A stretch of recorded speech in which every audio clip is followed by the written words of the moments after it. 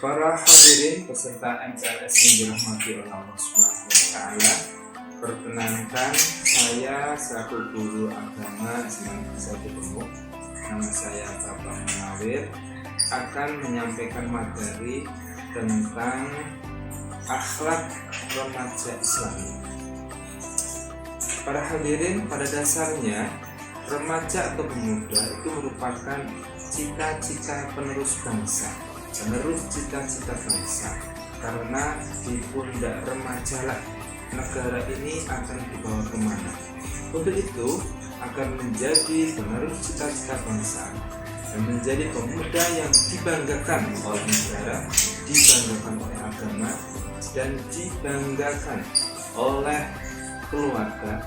Untuk itu, seorang pemuda atau remaja harus dibekali dengan ilmu dan iman yang mumpuni. Syekhina Al-Imam Syafi'i rahimahullah mengatakan bahwa hayatul fata wallahu bil ilmi wa tuqwa. Hidup seorang pemuda atau remaja itu harus dengan ilmu dan takwa. Allah dalam Al-Quran berfirman dalam surat Al-Mujadalah ayat 11 mengatakan, A'udzu billahi minasyaitonir rajim. Bismillahirrahmanirrahim. Yarfa'illahu alladhina amanu minkum walladzina utul ilma darajat. Allah akan meninggikan derajat seseorang bagi yang berilmu dan beriman kepada Allah Subhanahu wa Ta'ala. Untuk itu, agar menjadi pemuda yang berkualitas, pemuda yang bisa diunggulkan, bisa berkompetisi, bisa bersaing dengan negara-negara lain, maka seorang pemuda harus dibekali dengan akhlak. Bagaimanakah akhlak seorang pemuda yang Islami? Akhlak mengandung arti bahwa mencakup segala perbuatan. Perbuatan berasal dari hati dan lisan seseorang. Jadi akhlak itu mencakup 3 hal. Yang pertama adalah hati seseorang. Hati dipancarkan melalui lisan, perkataan, dan melalui perbuatan. Hati bisa diukur dengan 2 hal, yaitu perkataan dan perbuatan. Perkataan seseorang untuk saat ini bisa menggunakan perkataan secara lisan langsung, tapi juga bisa menggunakan tulisan dalam bentuk tulisan di media sosial maupun di media-media manapun.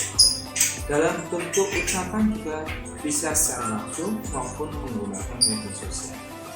Terus perbuatan sikap bisa dilihat dari tingkah laku pemuda tersebut. Bagaimanakah dia sungguh-sungguh dalam meningkatkan kualitas dirinya dengan cara memperbanyak ilmu, baik ilmu agama maupun ilmu itu merupakan akhlak. Sedangkan remaja atau pemuda itu adalah manusia yang berumur kurang lebih 15 sampai 30 tahun. Itu adalah seorang remaja. Sedangkan akhlak yang Islami itu adalah akhlak yang berdasarkan ajaran agama Islam. Untuk itu, akhlak seorang remaja yang Islami itu harus didasarkan oleh ajaran-ajaran Islam. Tidak hanya didasarkan oleh etika, tapi juga harus didasarkan oleh ajaran-ajaran Islam yang berdasarkan pada Al-Quran dan hadis Nabi Muhammad Sallallahu Alaihi Wasallam. Para hadirin peserta PLS yang berhubungan, disampaikan tadi bahwa hayatul fata wallahu bil ilmi wa tuqwa. Hidup seorang pemuda itu harus dengan ilmu. Dalam ayat lain dalam surat Al-Alaq Allah mengatakan bahwa Iqra bismi rabbikal ladzi khalaq. Ayat yang pertama turun adalah membaca. Itu artinya bahwa ilmu pengetahuan itu sangat penting sekali. Dan untuk mendapatkan ilmu pengetahuan maka harus diawali dengan membaca. Saat ini kita dihadapkan oleh masa-masa yang sulit, yaitu masa pandemi, di mana-mana kita dihadapkan oleh virus 19 atau virus COVID-19. Ini merupakan virus yang baru, hal baru, maka maka sebagai pemuda harus belajar bagaimana cara menghadapi virus ini. Jangan sampai seorang pemuda kalah dengan virus ini. Maka sesuai saran pemerintah, kita harus mengikuti protokol kesehatan yang sudah disampaikan oleh pemerintah. Kalau tidak, kita harus bisa membiasakan membersihkan diri dengan cara mencuci tangan, dengan cara menutup mulut kita dengan masker, dengan cara kita harus menjaga jarak, baik itu dalam kegiatan apapun, kegiatan belajar maupun kegiatan sosial. Makanya dalam kegiatan pembelajaran ini kita menggunakan cara yaitu daring, dalam jaringan atau menggunakan internet. Tidak diperkenankan untuk tatap muka. Walaupun seperti itu, maka tetap kita harus berusaha bagaimana caranya, jangan kita kalah dengan kondisi ini. Para hadirin yang dirahmati oleh Allah Subhanahu wa taala serta MPLS yang semoga senantiasa diberi kesehatan dan selalu dalam lindungan Allah Subhanahu wa taala, bahwa akhlak remaja yang Islami itu meliputi akhlak kepada Allah Subhanahu wa taala, akhlak kepada sesama manusia, dan akhlak kepada sesama makhluk Allah selain manusia.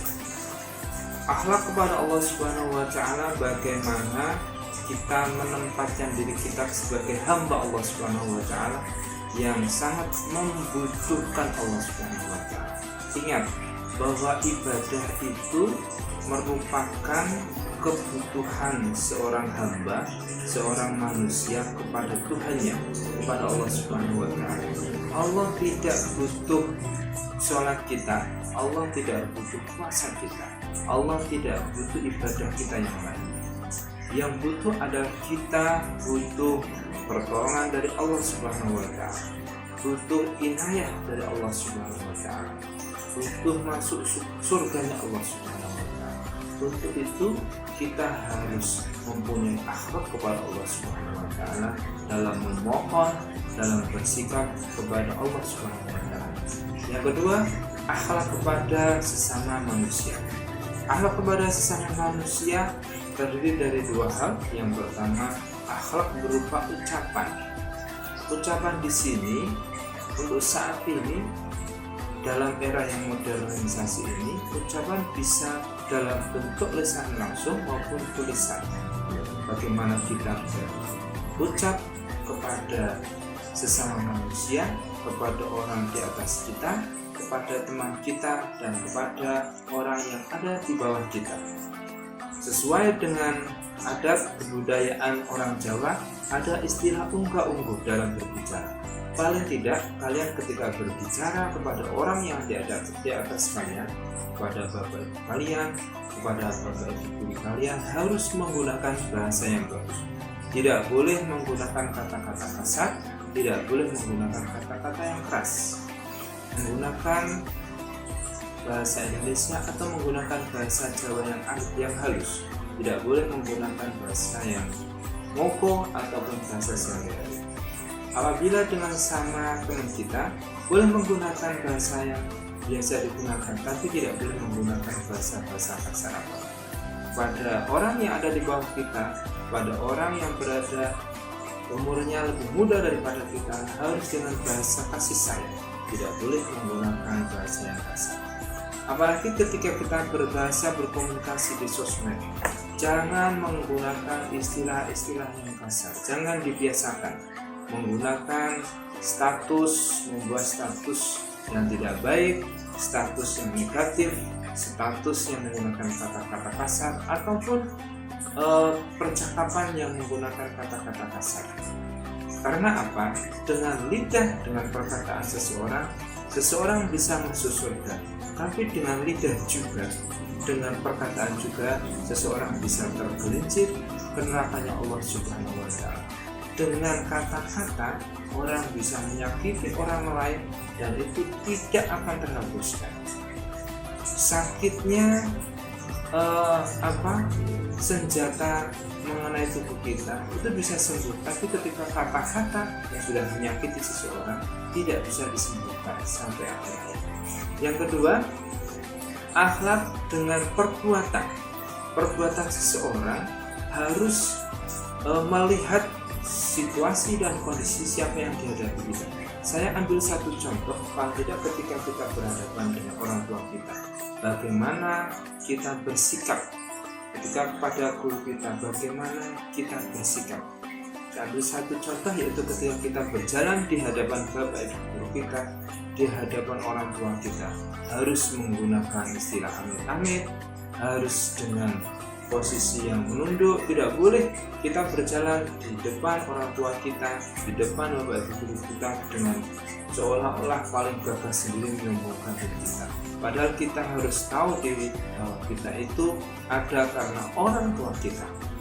Yang ketiga, akhlak kita kepada sesama makhluk Allah selain manusia, yaitu kepada hewan dan tumbuhan. Kita harus melestarikan kelestarian daripada hewan dan tumbuhan, harus memelihara, merawat, dan jangan sampai kita menyiksa makhluk Allah tersebut.